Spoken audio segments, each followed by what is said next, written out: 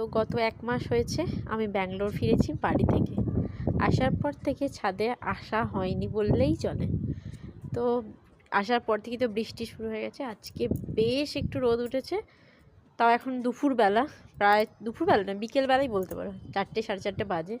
ভাবলাম ছাদের গাছগুলোকে একবার দেখে আসি। আর আমরা আসার পর কিছু গাছ এনেছিলাম ঘরে লাগানোর জন্য।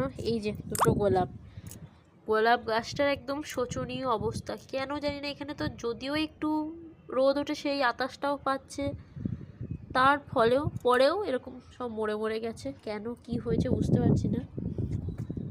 আর বৃষ্টির দাপটে দেখো এটা পুরো বেঁকেও গেছে। আর এই গাছগুলো প্রায় মরা হয়ে গেছিলো না জল পেয়ে। তো এইগুলো মোটামুটি ঠিক হয়েছে। এখানে আসার পর কিছু ধনের বীজ ছড়িয়েছিলাম, সব জলে পুরো নষ্ট হয়ে গেছে। হাজব্যান্ড আসে, বাট আমার আশাই হয় না সমস্ত কাজ এইসব করতে করতে। তো এই দুটোর যদি কোনো ট্রিটমেন্ট জানা থাকে প্লিজ কমেন্ট করে জানিও।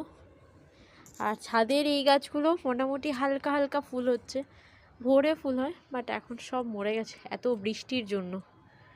আর আজকে রোদ্দুরটা বেশ ভাল লাগছে।